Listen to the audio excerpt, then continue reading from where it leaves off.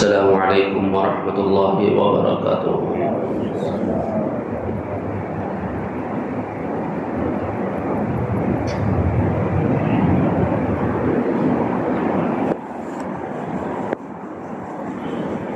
الحمد للہ رب العالمین والعاقبۃ للمتقین والصلاة والسلام علی اشرف الانبیاء والمرسلین محمد وعلى آلہ واصحابہ اجمعین وعلى من تبعهم بإحسان إلى يوم الدین، اما بعد۔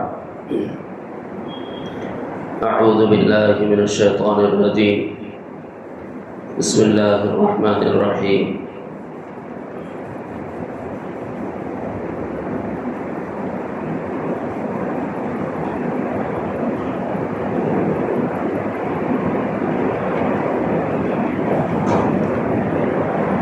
كل نفس ذائقة الموت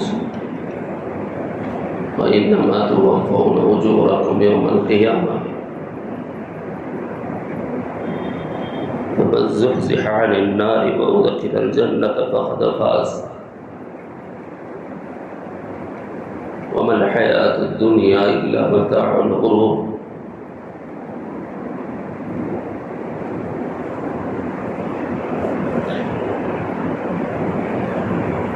وقال تبارك وتعالى: إذا حضر أحدكم الموت إن ترك خيرا الوصية للوالدين والأقربين بالمعروف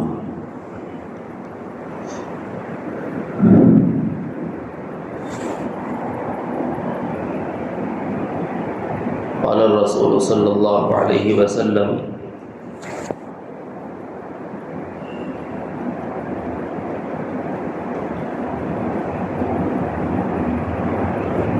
إذا مات الإنسان انقطع له عمله إلا ثلاثة: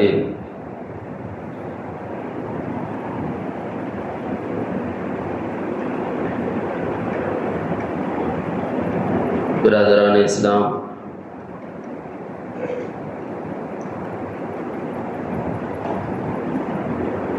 آج کے جمعہ کو اپنی فکر آخرت کے لیے موضوع بنا کر تھوڑی سی گزارش عرض کی جا رہی ہے۔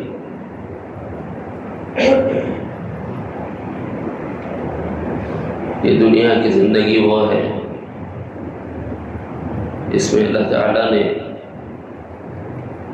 مخلوقات کو اجمالاً دو قسموں پر منقسم فرمایا ہے۔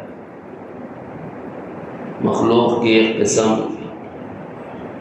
غیر ذی روح کی ہے، یعنی ان کو روح نہیں دی گئی، اور مخلوق کی ایک قسم جن کو اللہ نے روح عطا فرمائی۔ قرآن مجید میں اللہ رب العزت نے ان دونوں کے بارے میں یوں ارشاد فرمایا کہ جتنی غیر ذی روح چیزیں ہیں، جس کو تم غیر ذی روح سمجھتے ہو، جس میں زندگی نہیں ہے، ہر اس چیز کے لیے بھی اللہ نے ایک قاعدہ رکھا، وہ قاعدہ فنا کا ہے۔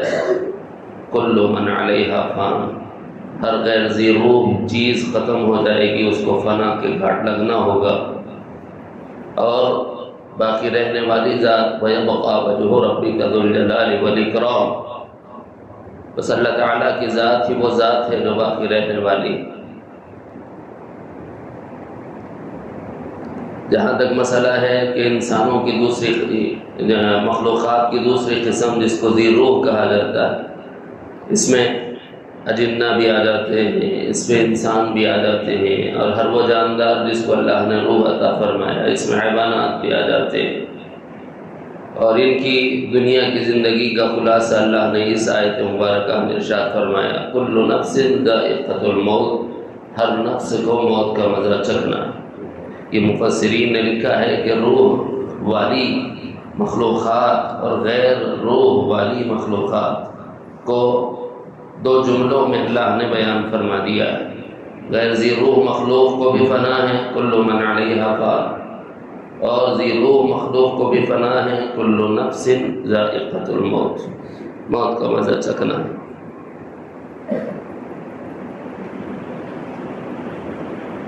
آج کے جمعہ میں آپ سب کی طرف سے ہم سب جس مسجد کی چھت تلے نماز ادا کر رہے ہیں، عرصہ دراز تک اس مسجد کی خدمت انجام دینے والے جناب فاروق صاحب کے گھر والوں کے ساتھ اظہار تعزیت کرتے ہیں، تعزیت مسنونہ پیش کرتے ہیں، کیونکہ 3 دن تک تعزیت پیش کرنا یہ سنت ہے، اور منگل کی شام میں ہم لوگوں نے تدفین سے فراغت اختیار کی، تو آج 3را دن ہے جناب فاروق صاحب، تو ہم مسنون عمل کر رہے ہیں کہ ایک نیک انسان سے اللہ تعالیٰ نے اپنے پاس بلا لیا۔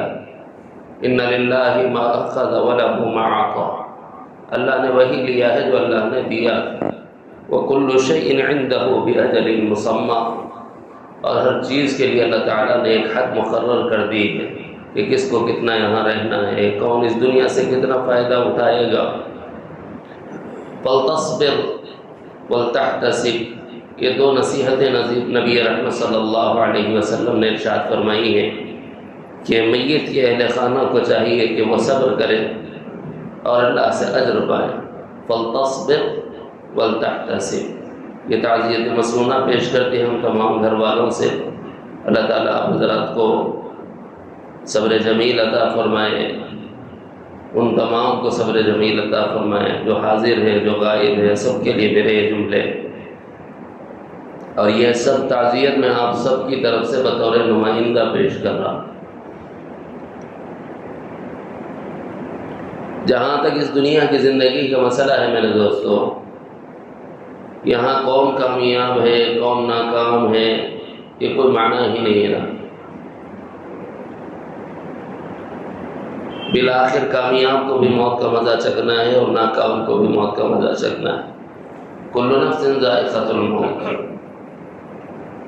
وَإِنَّمَا تُوَفَّوْنَ أُجُورَكُمْ يَوْمَ الْقِيَامَةِ، اور جب تم وفات پا جاؤ تو اجر دیے جاؤ گے قیامت کے لیے۔ کس بات پر اجر دیے جاؤ گے؟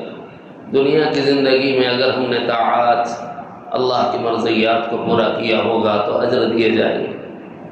اللہ نے جن چیزوں سے روکا اور منع کیا اس سے رکے ہوں گے تو اللہ تعالیٰ کی جانب سے اجر دیے جائیں گے۔ اور حقیقی کامیابی اس دنیا کی نہیں ہے، کیونکہ اس ساری دنیا کا وارث حقیقی اللہ۔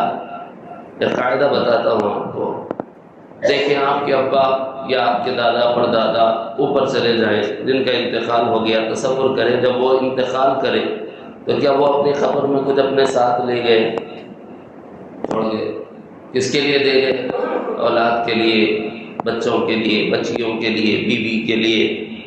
جی اگر یہ نہیں ہے تو ماں باپ کے لیے، بھائی بہنوں کے لیے۔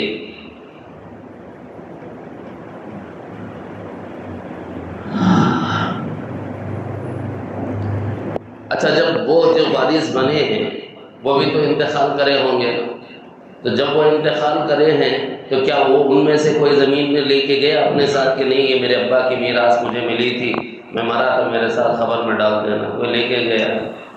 کوئی نہیں لے جاتا، وہ بھی چھوڑ کے جاتا ہے۔ آگے وہ دوسرے کو وارث بناتا ہے، وہ تیسرے کو وارث بناتا ہے، اس کے بعد والا اس کے بعد والے کو وارث بناتا ہے۔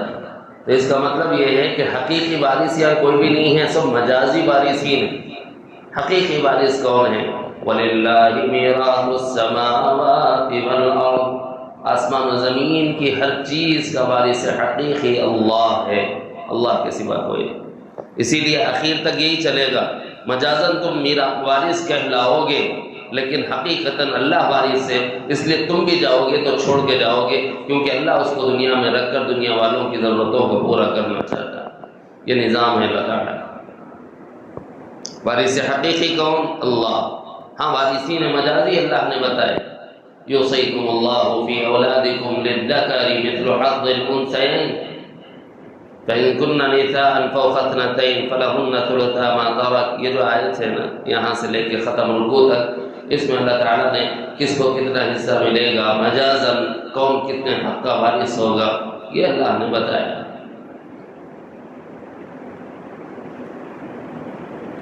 اس دنیا کی زندگی میں مجھے اور آپ کو جو کام کرنے کا ہے وہ کام ہے فکر آخرت کو اوڑھ لینا اور بڑھا لینا۔ جب کسی جنازے کو دیکھو تو یہ دیکھو کہ صاحب یہ میرا ہی جنازہ ہے، اس دن کے لیے میں نے کیا تیاری کر رکھی ہے، میری کیا تیاری ہے، جب میں مولا کی بارگاہ میں پہنچوں گا تو میرے ساتھ کیا ہوگا۔ وَإِنَّمَا تُوَفَّوْنَ أُجُورَكُمْ يَوْمَ الْقِيَامَةِ، قیامت میں اجر اللہ دینے کا وعدہ فرما رہا ہے، لیکن کب؟ جب زندگی میں طاعات ہوں، جب زندگی میں معصیتیں ہوں۔ یہ کہ بعد دیگر ہماری اولادوں کا، ہمارے بھائیوں کا، ہمارے رشتہ داروں کا، ہمارے جاننے والوں کا پے در پہ پیچھے سے چلے جانا، یہ متنبہ کرنے کے لیے ہے، یہ آگاہ کرنے کے لیے ہے کہ ذرا دیکھ لو وہ تو چلا گیا، اگلا گیا ہے، اس لیے تمہاری باری ہے، کل کو تم بھی جاؤ گے۔ خدا کی قسم پوری دنیا مل کر یہ نہیں کہہ سکتی کہ میں نہیں مروں گی، یا کسی ایک انسان کے بارے میں یہ دوا نہیں بنائی جا سکتی کہ صاحب اسے یہ دوا کھلا دو، اسے زندگی میں کبھی موت نہیں آئے گی، کوئی نہیں کہہ سکتا۔ یہ یقین ہے کہ ہر ایک کو موت آنی ہے، تو پھر اجورکم یوم القیامہ، جب اجر دیے جائیں گے قیامت کے دن، تو اس دن کے لیے ہماری تیاری کیا ہے، اس کے بارے میں ہماری فکر کیا ہے، اس کے بارے میں ہمارا عمل کیا ہے، اس کے بارے میں ہمارا طرز زندگی کیا ہے، یہ سوچنا ہوتا ہے۔ حقیقی کامیابی کیا ہے پھر؟ ہم نے کہا کہ دنیا کی زندگی کی کامیابی یا ناکامی، یہ حقیقی کامیابی یا ناکامی نہیں ہے۔ تو حقیقی کامیابی خود رب تعالیٰ نے قرآن مجید میں فرما دیا، فَمَنْ زُحْزِحَ عَنِ النَّارِ وَأُدْخِلَ الْجَنَّةَ فَقَدْ فَازَ۔ حقیقی کامیابی یہ ہے کہ تم جہنم سے بچا لیے۔ اگر تم نے وہ عمل کر لیا کہ کسی تمہارے عمل سے اللہ راضی ہو جائے تو جہنم سے چھٹکارا ہو جائے، تو یہ کامیابی ہے۔ جنت ملے نہ ملے یہ بعد کی چیز، لیکن حقیقی کامیابی جہنم سے نکل جانا۔ فَمَنْ زُحْزِحَ عَنِ النَّارِ، ظاہر ہے کہ وہاں دو ہی ٹھکانے ہیں، یا جنت یا جہنم۔ اب جہنم میں نہیں رہے گا تو لازماً جنت پہ رہے گا، تو اللہ نے فرما دیا وَأُدْخِلَ الْجَنَّةَ فَقَدْ فَازَ۔ باقی اس دنیا کی زندگی میں وَمَا الْحَيَاةُ الدُّنْيَا إِلَّا مَتَاعُ الْغُرُورِ، یہ دنیا دھوکے کا گھر ہے۔ میں نے اپنی اولاد کے لیے گھر بنا لیا، میں خوش ہوں کہ میری اولاد بے فکر رہے، کہیں اللہ کو ناراض کر کے تو نہیں بنائے، کہ اللہ کے حبیب جناب محمد الرسول اللہ صلی اللہ علیہ وسلم کی ناراضگی کے ساتھ میں نے اولاد کی خوشیاں تو فراہم نہیں کی۔ یہ غور کرنے کا مقام ہے۔ اور کیا اپنے بارے میں کبھی آدمی نے تصور کیا کہ میں مر جاؤں گا؟ خدا کی قسم الا ماشاءاللہ چند ایک کے سوا اکثریت کا حال یہ ہوتا ہے کہ موت کے نام سے بھاگتے ہیں۔ ارے رہندو منصاحب ذرا پوترا پوتری کی شادی دیکھ لیا گا، تو بول رہا بیٹا جب پوترے پوتری کی شادی ہوگی تو ذرا ان کے بچوں کی صورت دیکھ تو بولتا، پھر ان کی شادی دیکھ تو بولتا، پھر ان کے بچوں کی صورت دیکھ تو بولتا۔ اس دنیا سے جانے کو کوئی تیار ہوتا ہی نہیں، کب ہوتا بولو نہیں؟ بخدا جب تک جسم میں طاقت ہے اس وقت تک کبھی تصور موت کا نہیں لا۔ اور جب بڑھاپے میں دیکھتا ہے کہ اب بیٹے مجھ سے چڑ رہے ہیں، اب بیٹیاں مجھ سے بیزار ہیں، اب بیوی مجھے منہ نہیں لگاتی، اب دوست میرے قریب نہیں آتے، اب میرے پاس مال نہیں ہے، تو سارے اقربا مجھ سے ٹوٹ گئے ہیں، روٹ گئے ہیں، اب تنہائی محسوس کرتا ہے تو کہتا ہے کاش مر جاؤں۔ جب کہتا ہے اس سے پہلے کبھی نہیں کہتا۔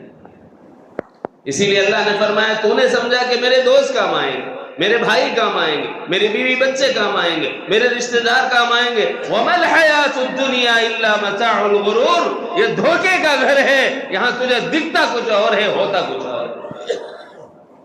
دنیا کی زندگی میں صرف دھوکا ہی دھوکا، فریب ہی فریب۔ اس لیے میرے دوستو اس دنیا کی زندگی کو اچھی بناؤ۔ جو ہمارے اچھے گزر گئے ہیں وہ ہمارے لیے نقوش قدم چھوڑے ہیں، ان کے نقوش قدم پر چلنے کی عادت ڈال۔ ہمارے متولی صاحب کے بارے میں مجھے انہوں نے وعدہ لیا تھا، تب مجھ سے پوچھا تھا مسئلہ کہ میں تہجد کیسے ادا کروں۔ آپ کو بتاؤں ان کی خصوصیات میں سے خصوصیت یہ ہے کہ الحمدللہ ایام علالت کے علاوہ ان کی کبھی نماز تہجد قضا نہیں ہے، اور مجھے کبھی کبھی فون کر کے جگاتے تھے۔ کبھی میں سفر میں ہوتا، تھکا ہوا ہوتا، کبھی کبھی فون کرتے تہجد۔ آپ تصور کر سکتے متولی ہو تو ایسا ہو کہ جس کی تہجد کبھی خزا نہ ہو۔ اللہ کے رسول صلی اللہ علیہ وسلم نے فرمایا اذکروا محاسن موتاکم، تم اپنے اموات کی جو خوبیاں ہیں، نیک عملیاں ہیں، ان کا تذکرہ کرو۔ مرے بعد کتنا چھوڑا یہ تو سب کرتے بھائی، ہم نہیں کریں گے، ہم مسلمان ہیں۔ یہ کیا اپنے پیچھے عمل لے گیا ہے ہم وہ کریں گے۔ اور نماز تہجد کے بعد ان کا فجر تک جو معمول تھا وہ قرآن مجید کی تلاوت کا۔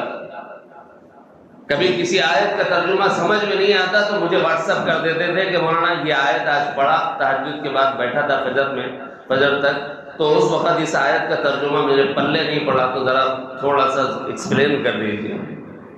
آپ تصور کر سکتے ہیں؟ ہاں، ایسے ہی لوگ حقدار ہیں اللہ کے گھروں کو آباد کرنے والے۔ ان کی خوبیوں میں سے سیکھا علوم دنیاویہ، لیکن جب انہوں نے آخرت کی فکر اوڑھ لی تو اس کے بعد ان کے معمولات میں سے یہ تھا کہ جتنی مساجد کی ڈیزائننگ کی ہے کسی مسجد سے کبھی ہدیہ قبول نہیں کیا۔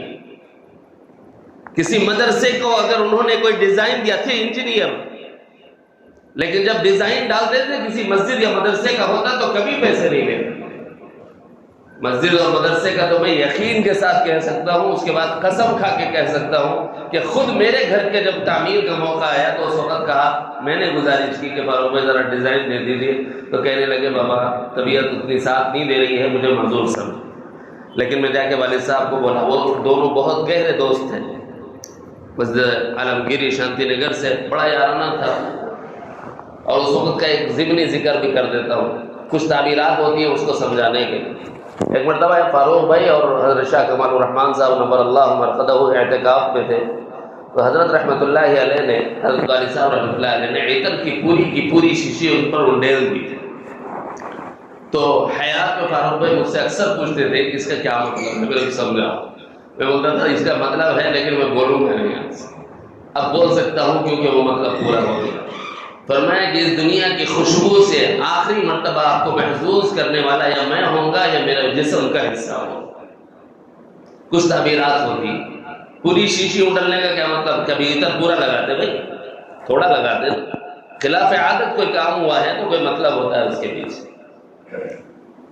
تو ہم اس کو سمجھنے والے تھے بتوفیق الہی اور بتربیت والد، تو اس کو سمجھا ہم نے کہ اس کی مراد یہ ہے کہ اللہ یہ چاہتے ہیں کہ ہم ہمارے گھرانے سے کوئی ان کے آخری خدمات انجام دیں، یہ مطلب تھا اس کا۔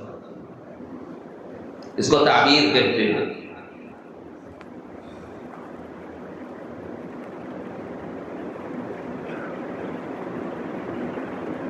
دوسری بات، اس وقت میں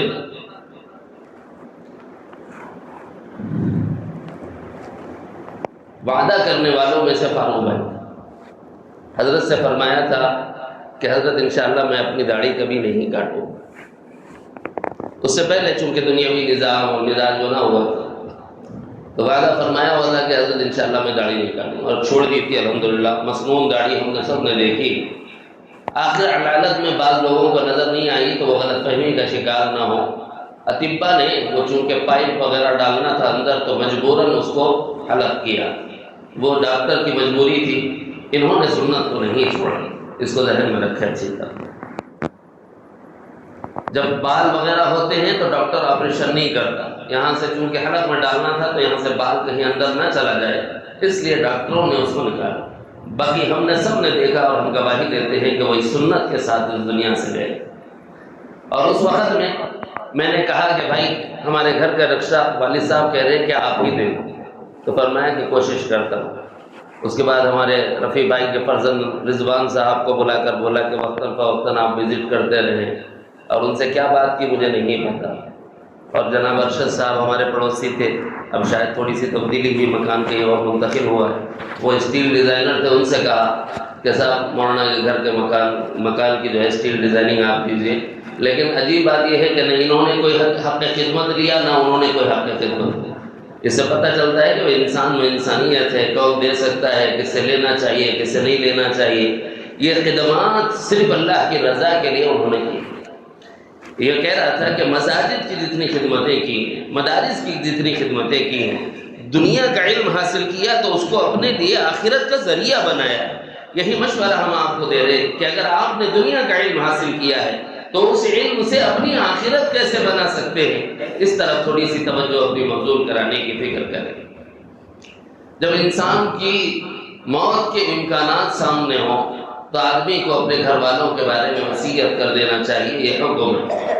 گھر والوں کے بارے میں وصیت کی یا نہیں کی اس کے بارے میں مجھے اندازہ نہیں، البتہ ان کی ایک بات کا میں وصی ہوں، وہ یہ ہے کہ فاروق بھائی نے مجھ سے گزارش کی تھی کہ بھائی میں یہ چاہتا ہوں کہ میرے بعد میری اولاد مسجد کی خدمت کی ذمہ داری کو اوڑھے تاکہ وہ میرے لیے ذخیر آخرت، جیسا کہ میں نے حدیث شریف سنائی کہ جس میں نبی اکرم صلی اللہ علیہ وسلم نے ارشاد فرمایا کہ اذا مات الانسان، جب انسان مر جاتا ہے، انقطع له عمله، اس کے لیے اس کے عمل کا جو ثواب ہے، اس کا ذاتی عمل تو کچھ نہیں جاتا، نہ نماز کا ثواب ہے، نہ روزے کا ہے، نہ زکوٰۃ ہے، نہ حج ہے، کیوں؟ اب اس کو عمل کرنے کا موقع نہیں ہے، لہذا اب اس کے نام اعمال میں کوئی ثواب نہیں پہنچتا۔ الا ثلاثۃ، اس میں ہے وولد صالح، اولاد صالح جو اس کے لیے دعائے مغفرت کرے، اور اپنے پیچھے ایسی کوئی صدقہ جاریہ کو جاری کر دینا کہ اپنے پیچھے ایسا کوئی نیک کام کر جانا کہ اس کے بعد اس کا عمل اس کو پہنچتا رہے۔ تو اس عمل کو پہنچنے کے سلسلے میں وہ یہ چاہتے تھے کہ ان کی اولادوں میں سے کوئی اس ذمہ داری کو قبول کر کے مسجد کی خدمات انجام دے۔ تو اس سلسلے میں جب ان کی علالت تبعی کا زمانہ تھا، اس وقت جو اپنی حیات میں انہوں نے کمیٹی بنائی تھی، اس کمیٹی نے متحد ہو کر ان کی اولاد سے بلا کر گزارش کی کہ صاحب آپ اپنے والد کی خواہش کو پورا کریں، اور حقیقی اولاد وہی ہے جو اپنے والد کی خواہش کو پورا کرتی ہے، اور نیک اولاد وہی ہے جو باپ کے لیے قربانی دے سکے، اور اولاد بھی ماشاءاللہ نیک ہے۔ ان لوگوں نے اس ذمہ داری کو قبول کیا ہے، فاروق بھائی کی جگہ انشاءاللہ وہ ذمہ داری قبول کریں گے اور انتظامی امور میں وہ ہمارے معاون بن جائیں گے۔ ہمارے محلہ کمیٹی کے جو صدر ہیں جناب رفیع بیگ صاحب، اللہ تعالیٰ نے ان کو گوناگوں صلاحیات سے نوازا ہے۔ امید رکھتا ہوں کہ ہمیں جب بھی مشورے کی ضرورت پڑے گی ہمیں مایوس نہیں کریں گے۔ کیوں رفیع بھائی بغیر اجازت اعلان کر دیا کوئی؟ ویسا تو نہیں ہوں، ناراضگی تو نہیں؟ ہمارے محلے کمیٹی کے ذمہ دار ہمارے رفیع بھائی ہیں، انشاءاللہ جب بھی ہماری ضرورت، ہمیں مسجد کے انتظامی امور میں ضرورت پڑے گی، رفیع بھائی سے بھی مشاورت کرنا پڑا تو ہم کر لیں گے انشاءاللہ۔ اور انتظامات جیسے چل رہے ہیں علی حال ہی چلیں گے بغیر کسی اختلاف کے، تاکہ مرحوم کی روح کو خوشی محسوس ہو اور کسی قسم کا کوئی ان کو تکلیف اور غضب ان کے روح کی تکلیف کا سامان نہ ہو۔ اللہ تعالیٰ نے یہ مسجد ان کے ذریعے سے بننے کے لیے اور ان کے بلکہ محلے والوں کا بھی بڑا تعاون رہا ہے۔ کوئی اپنی طرف سے نفیس بذات خود بہت کچھ نہیں کر جاتا، لیکن بڑا حصہ اس نے ان کے خاندان نے ڈالا ہے۔ اللہ تعالیٰ ان کو اس کا اجر عطا فرمائے، اور ہم سب جو یہ نماز ادا کر رہے ہیں اس کا ثواب ان کی روح کو عنایت فرما کر ان کی مغفرت کا اللہ تعالیٰ اس کو سامان فرمائے۔ آج چونکہ تیسرا دن تھا اس لیے آج میں جمعہ کا کوئی خطبہ نہیں سنایا، بس یوں سمجھو کہ یہ بھی خطبے میں شامل ہے، ساتھ ساتھ ان کے گھرانے کے ساتھ اظہار تعزیت کرتے ہوئے ان کے غم میں ہم شریک ہیں، اور بس جو نبی نے کہا ہے ہم وہی کہتے ہیں کہ آپ صبر فرمائیے اور اللہ سے اجر کی امید رکھیے۔ بہت سے احباب کے لیے صحت یابی کے لیے دعا کی گزارش آئی ہوئی ہے، اللہ تعالیٰ جملہ بیماروں کو شفا نصیب فرمائے، جملہ مرحومین کی مغفرت فرمائے، بالخصوص اللہ تعالیٰ مرحوم فاروق بیگ صاحب کی مغفرت فرما کر انہیں کروٹ کروٹ راحت نصیب فرمائے اور جنت درجات عالیہ عطا فرمائے، وما علینا الا البلاغ، سنت ادا فرما دے۔